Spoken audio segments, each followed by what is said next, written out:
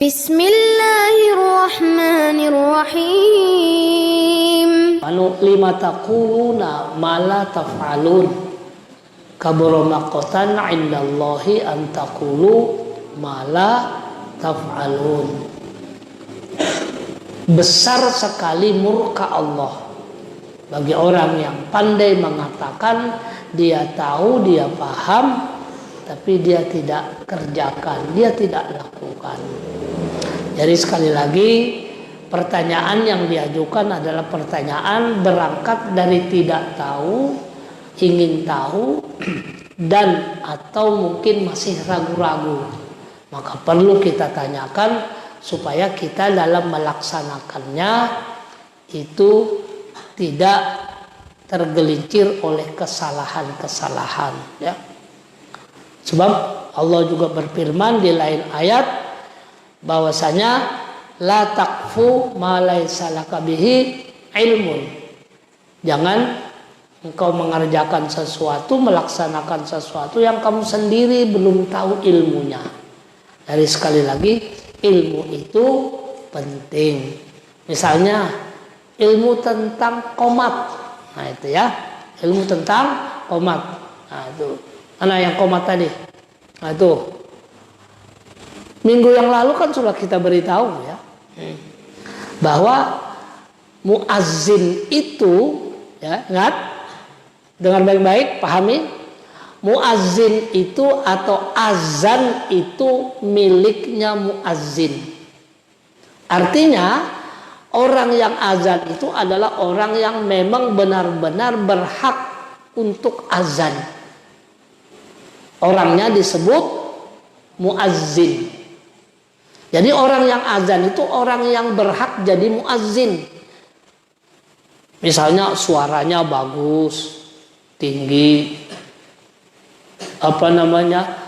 volume suaranya tinggi, iramanya juga bagus, indah. Itu. Di zaman Nabi itu banyak sahabat, tapi yang jadi tukang azannya Nabi cuma 2. Pertama, siapa? Bilal. Yang kedua, Abdullah bin Ummi Maktum, seorang yang buta.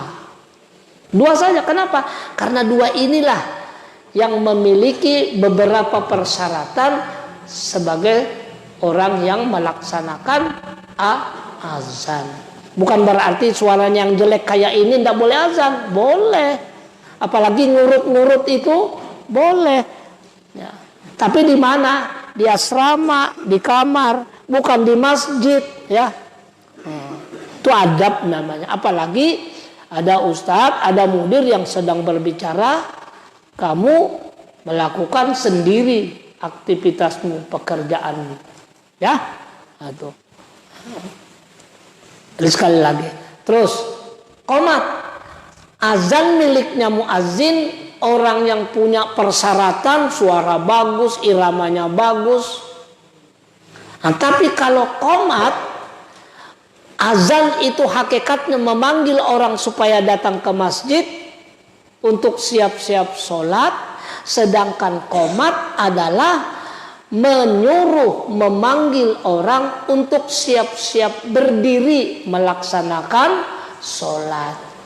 Makanya antara azan dan iqomah itu suaranya berlainan. Kalau azan perlu suaranya yang keluar, nyaring, makanya suaranya harus bagus. Nah, tuh. Makanya ada mic-nya keluar karena memanggil.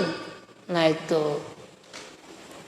Tapi kalau qomat itu bukan memanggil, tapi menyuruh orang yang sudah datang ke masjid untuk siap-siap berdiri melaksanakan sholat. Ingat, azan miliknya muazzin, tapi qomat secara adab, secara etika itu miliknya siapa? Imam. Kalau imamnya sudah jelas, imamnya sudah mengizinkan, kata imam, qomat. Baru qomat. Ini imamnya masih di sana, di luar, sudah qomat. Allahu Akbar. Itu adabnya tidak begitu. Jadi kalau sudah imamnya sudah jelas siapa, sudah maju ke depan, saf sudah mulai dirapikan, diluruskan, dirapatkan, baru imam mengatakan qomat. Baru qomat. Jangan sok tahu langsung qomat begitu. Tidak disuruh langsung qomat. Yang nyuruh siapa? Yang nanti kita bingung, pas kita qomat, selesai qomat, imamnya belum pasti. Akhirnya saling sorong menyorong. Silakan Pak, silakan Pak Haji, silakan guru. Majulah guru tadi. Sekalinya bukan guru agama, bukan guru ngaji, guru silat sekalinya. Karena dianggap guru. Nah, itu. Jadi ingat itu ya. Jadi adabnya qomat itu kalau imamnya sudah jelas siapa, sudah mulai rapat dan lurus, dan diizinkan oleh imam, qomat kata imam. Baru, atau walaupun imam tidak mengatakan qomat, tapi sudah kelihatan sudah siap, baru. Ini masih berserakan sudah qomat begitu, ya. Jadi lain kali begitu adabnya.